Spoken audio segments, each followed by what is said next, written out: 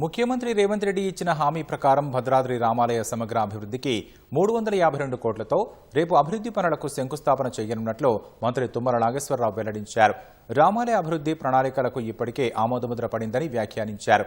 ఆగమ శాస్త్ర పద్ధతి ప్రకారం ఆలయ గోపురాలు, ప్రాకారాల నిర్మాణాలు, మాడవీధులను అభివృద్ధి చేస్తామని తెలిపారు.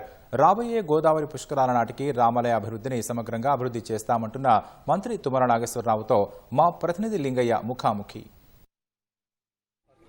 దక్షిణ అయోధ్యగా బాసిల్లుతున్న భద్రాద్రి దివ్యక్షేత్రం త్వరలో అభివృద్ధి కార్యాచరణకు కీలక ముందడుగు పొంది ప్రభుత్వం 586 కోట్లతో 3 దశల్లో భద్రాద్రి ఆలయాన్ని అన్ని విధాలుగా సమగ్రంగా అభివృద్ధి చేసేందుకు రాష్ట్ర ప్రభుత్వం కీలకంగా నిధులు విడుదల చేసింది. ప్రస్తుతం మనతో మంత్రి తుమ్మల నాగేశ్వరరావు ఉన్నారు. సార్, గతంలో మంత్రిగా ఉన్నప్పుడు ఈ భద్రాచలానికి కరకట్ట తీసుకొచ్చారు. ఇవాళ మంత్రిగా భద్రాచలం అభివృద్ధికి దాదాపు 586 కోట్లు తీసుకొచ్చారు. ఎట్లా అనిపిస్తుంది?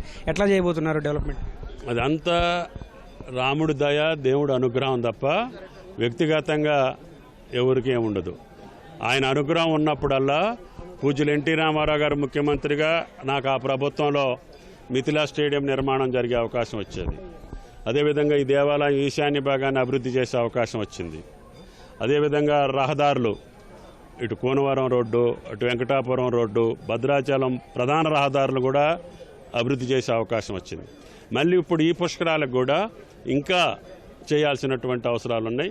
అది డిపార్ట్మెంట్ పరంగా భద్రాచలంలో కావాల్సినటువంటి రహదారి సౌకర్యం, ఘాట్లు కూడా అభివృద్ధి.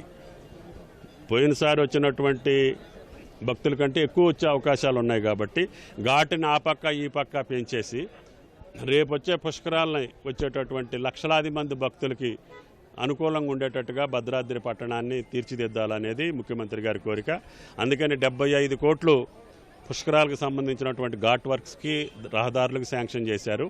మిగతా అమౌంట్ అంతా ఆగమశాస్త్ర ప్రకారంగా రామాలయ అభివృద్ధి కోసం ఆయన గారు శాంక్షన్ చేశారు. ప్లాన్స్ అన్నీ అప్రూవ్ అయిపోయినాయి.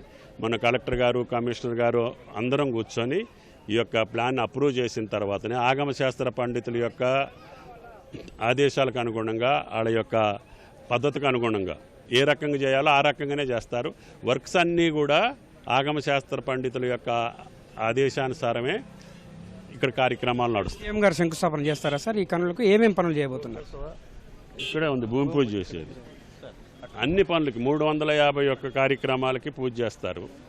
ఫేజ్డ్ మేనర్లో పుష్కరాల వరకు ఏం చేయగలుగుతాం, తర్వాత సంవత్సరం ఏం చేయగలుగుతాము, అది ఎండోమెంట్స్, అదేవిధంగా ఆగమశాస్త్ర పండితులు చెప్పినట్టుగా నడుస్తుంది. ఘాట్స్, రోడ్స్ కలెక్టర్ గారు, శాసనసభ్యులు అందరం కలిసి పుష్కరాల సమయానికి పూర్తి స్థాయిలో భద్రాచల పట్టణాన్ని ఒక రూపుకు తీసుకురావాలి. రహదారుల విషయంలో, ఘాట్స్ విషయంలో ఆ కార్యక్రమాలు పుష్కరాలకు ఉంటాయి 75 కోట్లు. మిగతా ఆలయ కార్యక్రమాలు కూడా సైమల్టేనియస్గా మొదలవుతాయి. ఏ పని ముందు చేయాలా, ఏ పని ఎంతవరకు చేయాలనేది అది ఆగమశాస్త్రం పెద్దలతో చేతుల్లో ఉంటుంది. వాళ్ళు చెప్పిన ప్రకారంగా పూర్తి చేయాలనేది ముఖ్యమంత్రి గారి ఆదేశం. ఈ అభివృద్ధి కార్యాచరణ ఎప్పటిలోగా పూర్తి స్థాయిలో భక్తులకు పూర్తి స్థాయిలో అందుబాటులో రాబోతుంది సార్? నమూనా కావచ్చు, మీరు చూపిస్తున్న చిత్రాలు ఎప్పుడు భక్తులు చూడవచ్చు? ఇచ్చినటువంటి ప్లాన్ ఉంది మా దగ్గర. అందుకనే రేపు నవమి అయిన తర్వాత టెండర్స్ పిలిస్తే టెండర్ షెడ్యూల్లో పెడతాం. ఘాట్లు ఎప్పుడు కావాలి, రహదారులు ఎప్పుడు కావాలి, ప్రాకారం ఎప్పుడు కావాలి, మాడవీధులు ఎప్పుడు కావాలి, ప్రధాన ఆలయం యొక్క గోపురాలు ఎప్పుడు కావాలి అనేది ఆగమశాస్త్రం యొక్క ఆదేశానుసారం వాళ్ళు అనుకున్న టయానికి పూర్తి చేయాలనేది మా కోరిక.